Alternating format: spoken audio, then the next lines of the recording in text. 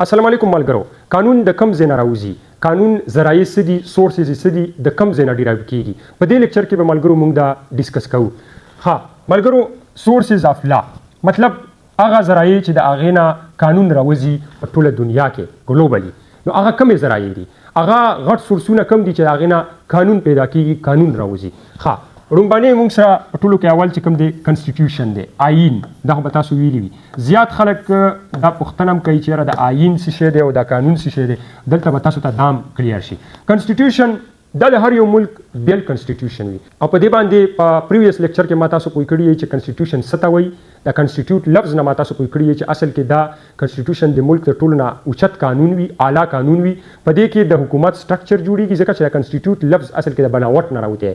کنسټیټیوټ بنانا، تعمیر کرنا. نو په دې وجه باندې دا د حکومت ډانچه جوړوي. دریو ارګنز د جوډیشري تا کار ښیي، د جوډیشري سټرکچر، د لیجسلیچر سټرکچر، همدغه شانتې د چې حکومت کوم دریو ارګنز دي د هغې سټرکچر جوړوي. او همدغه شانتې شهریانو فنډامنټل رایټس ورکوي او د هغوی ډیوټیانې هغې ته ورکوي. نو کنسټیټیوشن دا د ملک د ټولو نه اوچت قانون وي، اوچت لا وي او د دې دا چې کوم دی د لا موږ سره یو سورس دی. په هر یو ملک کې د دې نه قانون موږ سره راوځي. نو موږ سره اولنی سورس د قانون څه شی دی؟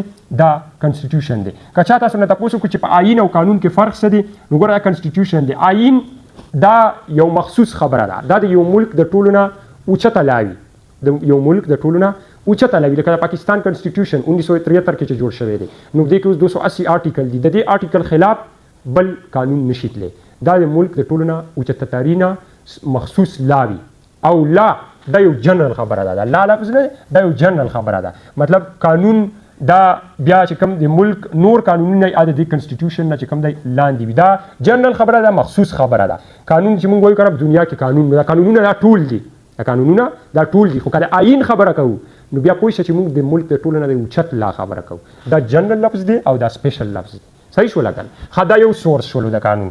بل د موږ سره چې کوم دی د قانون د جوړېدو دویم سورس لیجسلیشن دی. لیجسلیشن خو به تاسو پیژنئ کنه، دې ته اردو کې قانون سازي هم وایي. قانون سازي اوس داسې شی دی، دا به هر څوک پیژني.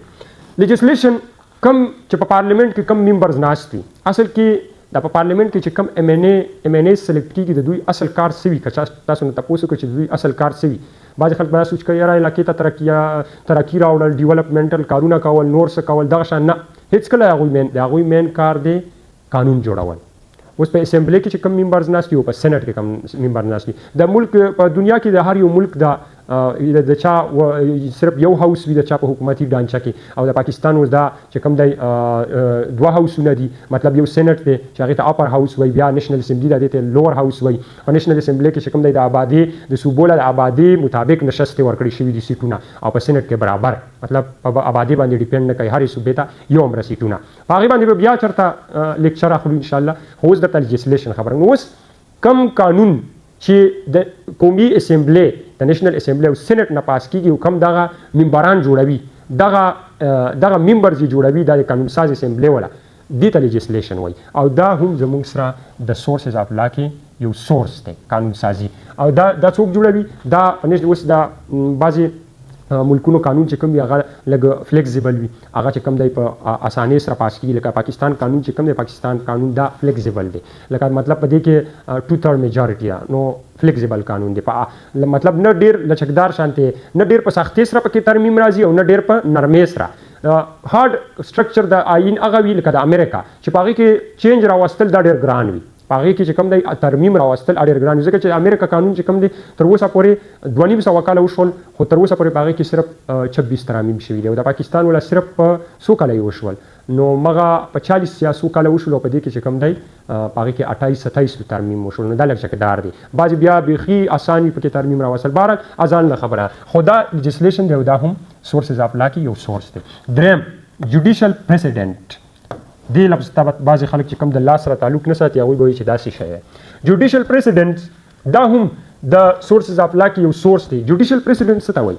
جوډیشل پریسیډنټ اصل کې د هایر کورټس چې کوم وي په ملک کې، د هغوی فیصلې چې هغه لوور کورټس به فالو کوي.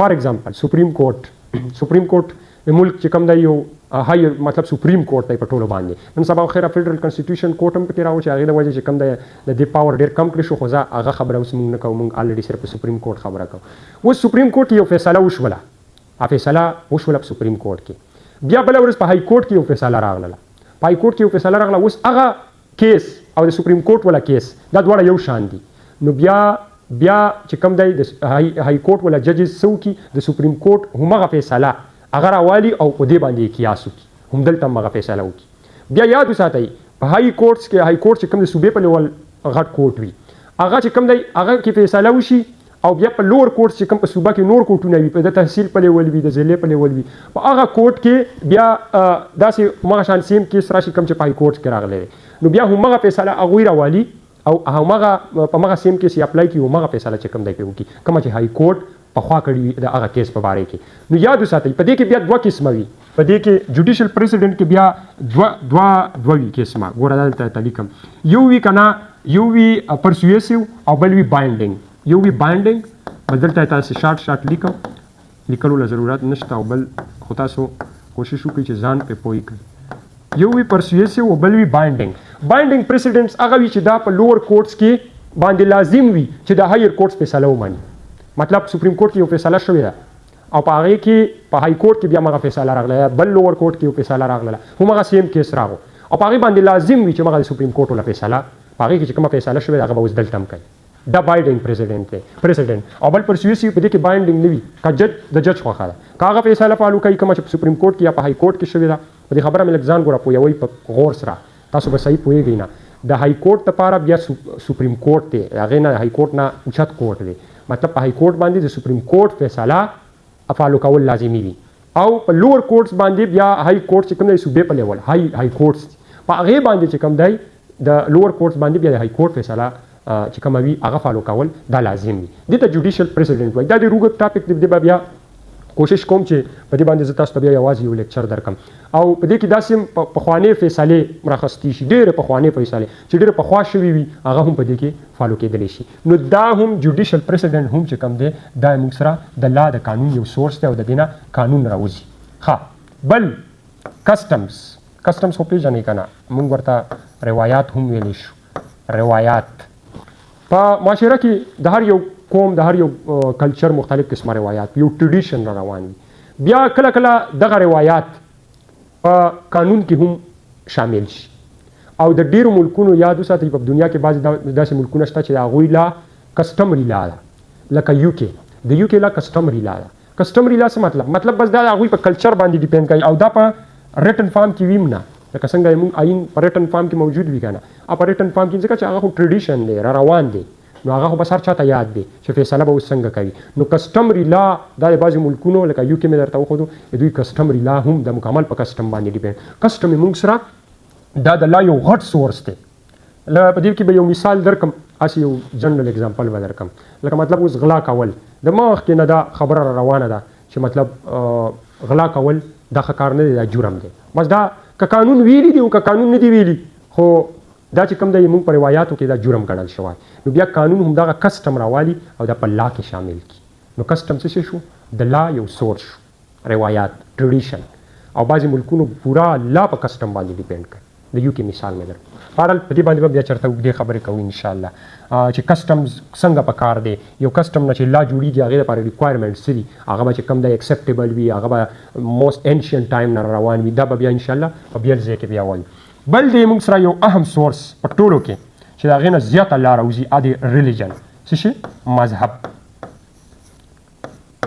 بعضې ملکونه په دنیا کې لکه پاکستان باید ته وښایم اسرائیل باید ته وښایم دا د مذهب په نوم باندې جوړ شي دا شانتې نورم ډېر نو یاد وساتئ د هغه ملکونو په لا کې بیا د مذهب غټ سورس وي د مذهب څه شی وي غټ سورس وي او د مذهب مطلب اوس زیات شیزونه د هغوی په قانون کې د مذهب نه د قرآن مطلب اوس موږ اسلام دین دی نو کوم ملک چې مطلب اوس بني اسرائیل دی هغوی یهودیت دی نو هغوی خپل کتاب نه داسې راوالي بعضې شیزونه او هغه په لا کې شامل کړي او موږ چې کوم دی اوس دلته باید وښایم چې ډېر داسې شیزونه چې هغه د قرآن پاک نه موږ د خپل دین نه راخیستي هغه هم په لا کې شامل کړي وي نو دغه شانتې په دنیا کې نور بعضې داسې ملکونه نو ریلیجن هم دا چې کوم دی د دې نه هم لا جوړېږي او دا د لا ټولو نه زما په پوینټ اف ویو سره د لا د ټولو نه غټ سورس ریلیجن دی ښه بل سورس موږ سره انټرنیشنل لا. انټرنیشنل لا هم از ا سورس اف لا ده. کله چې انټرنیشنل لا هم شته کنه، کله چې ملکونو ترمنځ اګریمنټس وشي، معاهدې وشي، هغه ترمنځ مختلف قسمه معاهدې وشي، نو دغه معاهدې هم بیا یو لا جوړ شي. نو انټرنیشنل لا چې کوم دی دا هم موږ سره د سورس اف لا کې یو سورس دی. نو دا ما تاسو ته ټوټل شپږ سورسز ویل، شپږ سورسز د لا چې د دې نه چې کوم دی قانون جوړیږي، قانون اخذ کیږي. او په مختصر الفاظو کې مې ویل، امید کوم چې تاسو به ښه پوه شوي وئ. کوشش به کوو چې د کرنٹ افیر سره سره د پښتنو تاریخ سره سره به انشاءالله دغه د قانون نه هم ځان خبرو، او د خپل قانون چې کوم زموږ قانون دی په هغې کې موږ ته کومې غلط فهمي دي د هغې نه به هم ځان خبرو. که تاسو چېرته دغه شان لیکچرې خوښېږي نو دا به ضرور ورسره جاري ساتو. نو ضرور ما ته خپله رایه راکړئ.